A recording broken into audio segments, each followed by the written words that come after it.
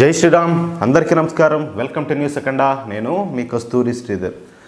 బంగ్లాదేశ్లో హిందువులపై జరుగుతున్నటువంటి దారుణాల గురించి, అకృత్యాల గురించి మనకందరికి కూడా తెలుసు. ఆ దారుణాల గురించి మన న్యూస్ అఖండాలో నేనే దాదాపుగా కనీసం అన్నా కూడా ఒక 30 వీడియోల్లో చెప్పుంటా. మన యూట్యూబ్ ఛానల్ను ఫాలో అయ్యే వాళ్ళందరికీ కూడా బంగ్లాదేశ్లో ఏం జరుగుతుందో, అక్కడ హిందువులను ఈ జాంబీగాళ్ళు ఏం చేస్తారో, మహిళలతో ఏ విధంగా ప్రవర్తిస్తున్నారో అన్ని విషయాల్లో మనం చెప్పుకుంటున్నాం. అర్థమైందా? ఈ బంగ్లాదేశ్ జాంబీగాళ్లను క్రూర జంతువులతో కూడా పోల్చుకోవడానికి వీళ్ళే. ఎందుకంటే అవి కడుపు నిండిన తర్వాత అనవసరంగా ఏ జంతువును కూడా వేటాడు. కానీ ఈ బంగ్లాదేశ్ దరిద్రులు వీళ్ళు మాత్రం ఊరికేనే ఉత్తి పుణ్యానికే హిందువులపైన దాడులు చేయడం, హత్యలు చేయడం, ఆడవారిని అత్యాచారాలు చేయడం, ఇళ్లను తగలబెట్టడం, హిందువుల వ్యాపారాలను తగలబెట్టడం, లూటీలు చేయడం. అబ్బా, వీళ్ళు చేస్తున్నటువంటి ఈ ఘోరాలు, దారుణాలు అన్నీ కాదు, కేవలం కారణం ఒకటే. ఆ దేశంలో మరొక మతం అయితే ఉండకూడదు అనేది వీళ్ళ ఆలోచన. చాలా వీడియోల్లో చూస్తూ ఉన్నాం. వీళ్ళందరూ కూడా ఒక ర్యాలీ లాగా పోయి హిందువులు ఉన్న ప్రాంతాల మీదకి పోయి వాళ్ళ మీద అనేక రకమైనటువంటి దాడులన్నీ కూడా చేస్తారు. కానీ ఇక్కడ ఉన్నటువంటి వాళ్ళు వీళ్ళ గురించి ఏదైనా మాట్లాడితే ఓయమ్మ అందరూ రోడ్ల మీదకి వచ్చి ఇంత తెగ సించేసుకుంటారు కదా. ఓయమ్మ ఇది మేము ఇండియన్సేను, ఇది సెక్యులర్ కంట్రీ, అది ఇది అని చెప్పి ఇన్ని మాట్లాడతారు కదా. బంగ్లాదేశ్లో ఇంత దారుణం జరుగుతూ ఉంటే కనీసం ఏ మత సంస్థ అయినా కూడా, ఏ ముస్లిం నాయకుడైనా కూడా వచ్చి ఒరే ఇది తప్పురా, ఇది తప్పు, ఇది సరే మీరు ఆ మార్చి చేస్తున్నారు, ఈ దేశంలో మేము ఇంతమంది ఉన్నాము, దీనివల్ల ఇక్కడ కూడా ఏదైనా గొడవలు తలెత్తే అవకాశం ఉండదు, ఆ మార్చి చేయొద్దు, హిందువులు పరమత సహనం పాటించేవాళ్ళు చెప్పేసి మాట్లాడిన నేత ఎవరైనా, ఆ నాయకుడు ఎవరైనా ఒక్కరన్నా ఉండారా? ఎంత దారుణం ఇది. సరే, ఇప్పుడు ఉన్నాడు కదా ఒక ఆయన మజ్లిస్ నేత అసదుద్దీన్ ఓవైసీ కావచ్చు, అక్బరుద్దీన్ ఓవైసీ కావచ్చు, వీళ్ళంతా ఉన్నారు కదా. వీళ్ళు ఏదేదో మాట్లాడుతూ ఉంటారు. కనీసం బంగ్లాదేశ్లో హిందువుల మీద జరుగుతున్నటువంటి ఈ దారుణాల మీద కనీసం ఒక్క స్టేట్మెంట్న, అంటే మౌనం అర్ధంగీకారం అంటారు పెద్దవాళ్ళు. అంటే వీళ్ళు గమ్ముండేది ఏంది, వాళ్ళు చేసేది ఆ మారి చెయ్యాలా అనేది వీళ్ళకి బాగా నచ్చుబాటు అనమాట. బాగా నచ్చుతూ ఉంటుంది వీళ్ళకు. అందుకని చెప్పి చూసుకుంటా ముసిముసిలో అవుతూ ఉంటారు. అదే వీళ్ళ విషయానికి వస్తే మాత్రము కడుపులో పేగులు కూడా బయటకు వచ్చాయి. బా ఇంకా వీళ్ళ బాధ ఇంకా ఏం లేదు, అందరూ రోడ్ల మీదకి వచ్చేసి మాకు పెద్ద ఎత్తున మాకు అన్యాయం జరిగిపోతుంది అంటారు. కనీసం భారతదేశంలో హిందువులు ముస్లింలు ఏ విధంగా ట్రీట్ చేస్తున్నారో పసిబిడ్డలకు కూడా తెలుసు. కానీ అమెరికా లాంటి అగ్రరాజ్యాలే, అమెరికా కావచ్చు, కెనడా కావచ్చు, జర్మనీ కావచ్చు, ఇలాంటి చాలా దేశాలు ఓయమ్మ భారతదేశంలో ముస్లింలు ఈ విధంగా ఇబ్బందులు పెడతానని చెప్పేసి లేనిపోని అబద్ధ ప్రచారాన్ని చేశాను. కానీ వాస్తవం ఏంది ప్రతి ఒక్కరికి తెలుసు, ముస్లింలకే తెలుసు ఇక్కడ ఏం జరుగుతుంది అనేది. హిందువులు వీళ్ళ మారాన్ని వీళ్ళ బతికే వాళ్ళ మీద ఓళ్ళు వచ్చి దాడులు చేస్తారు. కానీ హిందువులపై ఏ రోజు కూడా ముస్లిం మీద దాడులు చేసిన వాళ్ళు కాదు, అనవసరంగా, అన్యాయంగా. కానీ ఏం జరుగుతుంది? సరే, ఇక్కడ ఇంకొక మాట గుర్తు చేస్తాను నేను. ఇవన్నీ గమనించే మన ఆంధ్రప్రదేశ్ ఉప ముఖ్యమంత్రి పవన్ కళ్యాణ్ గారు మాట్లాడుతూ, బంగ్లాదేశ్ లాంటి నీచుల కోసమా మనము 1971లో రక్తం చెందించింది, వీళ్ళని ఏం చేసినా కూడా పాపం లేదని చెప్పేసి పవన్ కళ్యాణ్ వచ్చేసి ఆయన ఆవేదన అయితే బయటపెట్టినాడు. ఆయన ఎంత లోతుగా ఆలోచించుంటే ఈ మాట అంటారో ఒకసారి మీరు కూడా ఆలోచించండి. అట్లున్నది పరిస్థితి. సరే, ఇక బంగ్లాదేశ్లోని హిందూ మత పెద్ద అయినటువంటి స్వామి చిన్మయ కృష్ణదాస్ను బంగ్లాదేశ్ ప్రభుత్వం అరెస్ట్ చేసిన సంగతి మీకు అందరికీ కూడా తెలుసు. అంతేకాకుండా ఈ స్వామి చిన్మయ కృష్ణదాస్ మీద దేశద్రోహం నేరం కూడా ఫైల్ చేశారు. అంటే ఈ చిన్మయ కృష్ణదాస్ గారు మరొక 20 సంవత్సరాల పాటు జైల్లోనే ఉండేటట్టు ఈ బంగ్లాదేశ్ ప్రభుత్వం ప్లాన్ చేసింది. ఇంతకు ఆయన బతకనిచ్చారు జైల్లో, తోటి ఖైదీల చేతనే చంపించారు. మారి ఉంటుంది. ఇది ఒక్కటి మాత్రమే కాకుండా ఇక యథావిధిగా ఈ హిందువులపైన అయితే ఈ బంగ్లాదేశ్లోని జాంబీ మొక్కలన్నీ కూడా దాడులు జరుపుతూనే ఉన్నాయి.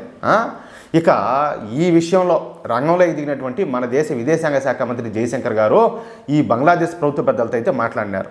హిందువుల భద్రత గురించి, అదేవిధంగా ఈ చిన్మయ కృష్ణదాస్ గారి గురించి, వాళ్ళను రిలీజ్ చేయడం గురించి ఈ బంగ్లాదేశ్ ప్రభుత్వంతో తీవ్ర స్థాయిలో వాదించినట్టు మనకు తెలుస్తుంది.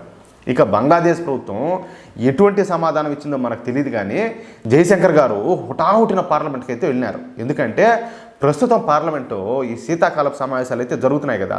మోడీ గారు దీనివల్ల పార్లమెంట్లోనే ఉండాలి. ఇక పార్లమెంట్ సమావేశాలు జరుగుతూ ఉన్నప్పటికీ కూడా ప్రధాని నరేంద్ర మోడీ గారు జయశంకర్ గారితో పాటు ఇతర ప్రభుత్వ అత్యున్నత అధికారులతో సమావేశమైనారు.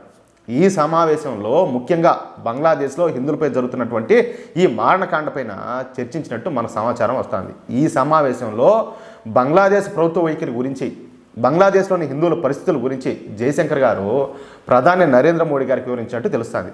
ఇక ఈ సమావేశంలో బంగ్లాదేశ్ హిందువుల గురించి ఎటువంటి నిర్ణయాలు తీసుకోవాలో చర్చించినట్టు కూడా తెలుస్తుంది.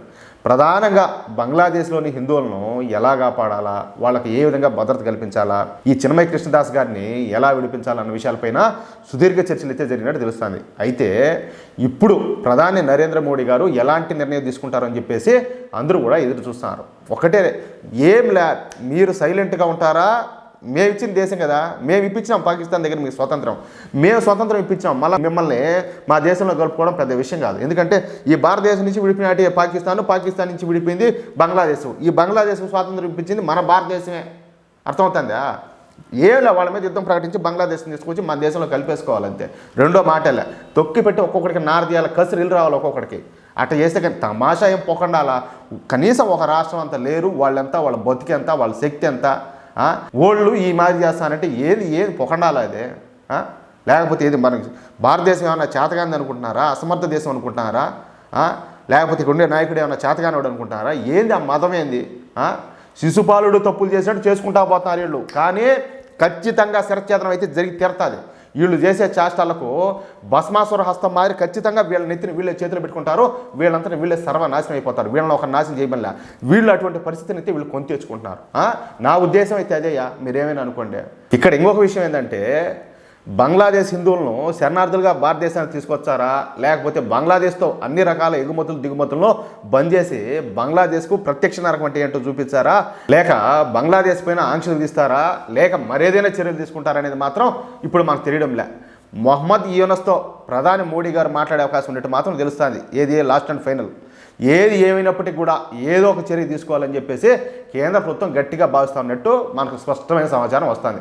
అది ఎలాంటి నిర్ణయం తెలియాలంటే ఇంకొన్ని రోజులు అయితే ఆక తప్పదు. కానీ చెప్పినా కదా, భయం అంటే ఎట్టుంటుందో తెలియాలా, భయం ఏంటో ఎట్టుంటుందో వాళ్ళకి చూపించాలా, లేకపోతే కష్టం. ప్రతి ఒక్కడు కూడా కనీసం బ్రష్ అయినోడు కూడా పాసి మొఖం వేసుకొని బతికే ముండమోపలు కూడా భారతదేశం మీద ఇష్ట ప్రకారం ఒంటికాల మీద లేచామంటే తమాషాలు అయ్యా. ఏది ఎట్టబోతుంది ప్రపంచం? ముందు మనలో మార్పు రావాలా. భారతీయుల్లో మార్పు వస్తే ఓరే మన సాటి హిందువులను ఆడ మార్పు చేస్తారని చెప్పేసి వీళ్ళలో చలనం వస్తే దేనికంతకు అన్నీ మారిపోతాయి. మనోళ్ళు ఎంతసేపటికి పొద్దున్నే లేచినామా, మనం తిన్నామా, కడుక్కున్నామా, దేక్కున్నామా, ఎంతసేపటికి స్వార్థంలో వీళ్ళు మునిగి తేలడం తప్పితే ఒరే నాయన మా చుట్టూ సమాజంలో ఏం జరుగుతుంది, ఈ రోజు పక్క ఊరు కాలిపోతుంది అంటే రేపు మన ఊరు కాలిపోదా, మన కొంప దాకా రాదా, మన దాకా రాదా అనే ఆలోచన ఈ తెలివి తక్కువ మునమొప్పులకి ఇది ఎప్పుడు వచ్చాదో నాకు అర్థం కావడంలే. సరే చూద్దాం ఏం జరుగుతుందో. మీకు ఈ న్యూస్ నచ్చితే, అదేవిధంగా నేను చెప్పింది కరెక్ట్ అని మీరు భావిస్తే ఈ న్యూస్ నలుగురికి షేర్ చేయండి. అలాగే తప్పనిసరిగా ప్రతి ఒక్కరు కూడా మీ యొక్క అమూల్యమైన అభిప్రాయాలను కామెంట్ రూపంలో తెలియజేయండి ప్లీజ్. జై శ్రీరామ్.